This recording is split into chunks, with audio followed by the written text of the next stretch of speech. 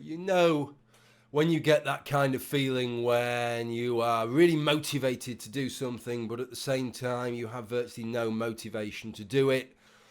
That's kind of how I feel now. I mean, I was busy. I had shit to do this afternoon. I've got a fucking pencil behind my ear after all. I mean, I'm constructing shelves here, folks. When I say constructing shelves, they're IKEA. I'm just kind of bolting them together, to be honest. Okay, I'm kind of overplaying my part there. But I had stuff to do, and I thought I'd listen to a few YouTube videos while I'm doing it. One thing I've learned is if you want to get something done, probably best not to listen to the latest Steve Shives video among the mix of things that you're listening to. So he's made a video, Donald Trump is rape culture. Donald Trump is rape culture. Kind of gives me flashbacks to when PZ Myers told me that I was the patriarchy personified. Kind of made me feel a little bit special there.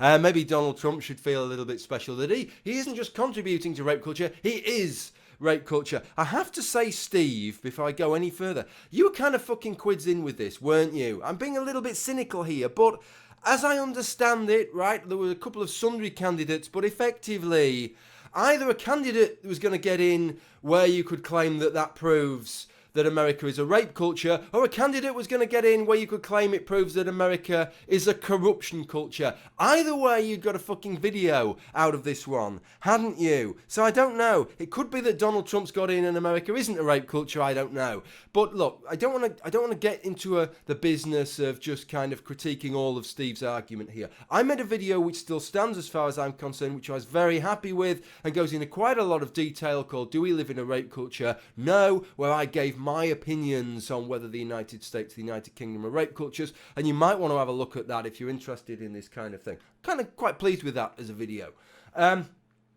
But Steve Shives has made this video, and he claims that on the basis of this is just evidence, more grist to the mill, which shows that the United States is a rape culture. Now, what I want to do on this, as I say, I don't want to pick all that apart. If you watch the video I've made, I don't need to pick it apart. You'll see how my arguments fit in with his.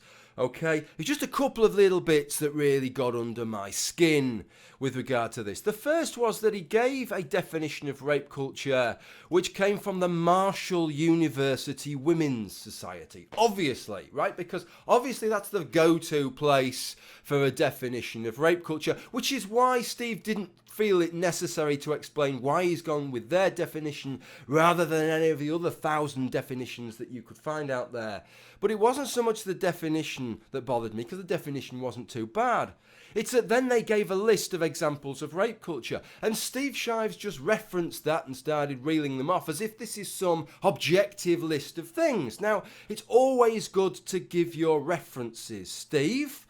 But if the reference you give when you go to that reference suspiciously appears like they've just plucked it out of their arse, right, then what value is that reference? Where is the basis of this list? This is just a list that somebody's made up. You may as well have just made up your own fucking list, Steve, because all you've done is you've just passed the buck to somebody else who's made up their own fucking list. There's stuff on this list, examples of rape culture, pressure on men to score, pressure on women not to appear cold, gratuitous gendered violence in movies and television. The most gendered violence on movies and television is that the vast majority of people who get shot and killed in movies are men. Does that mean we live in a rape culture?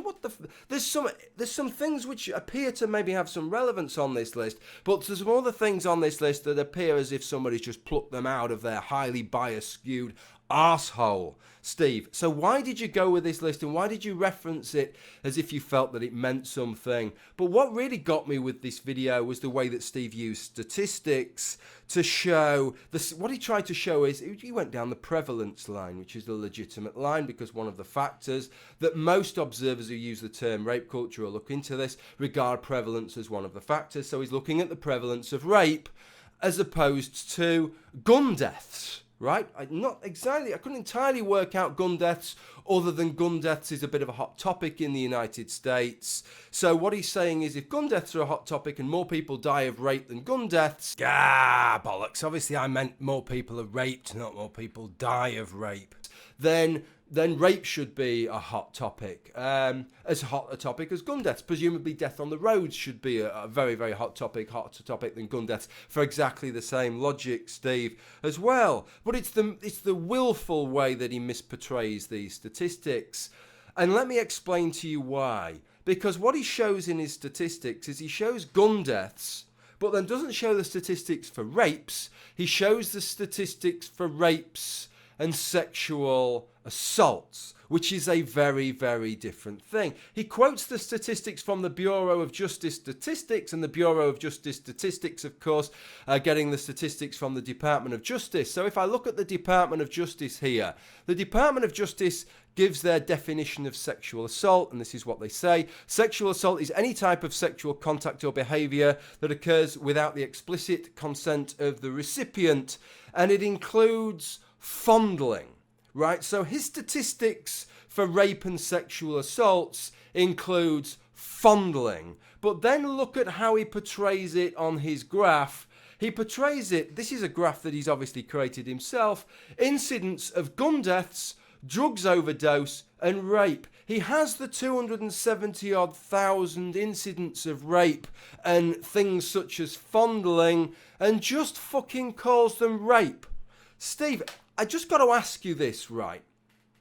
If I'd made a video on rape culture and I contrasted rape levels with murder, but for my statistics I showed the number of rapes against the number of murders and physical assaults, right? You can see where I'm going with this. And then to just compound that, I drew a fucking graph, Steve, and I labelled the graph a comparison with the rates of rape and murder, right? But for murder, I used the statistics for murder and physical assaults, but I just didn't bother putting the physical assaults. I just wrote down murder.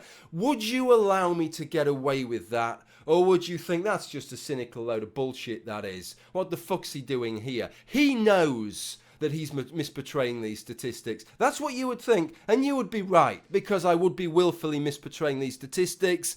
How, on what planet am I not supposed to watch your video and feel that you are misportraying these statistics when you take a group of statistics that include all acts of sexual assault from rape all the way down to fondling and you just call it rape?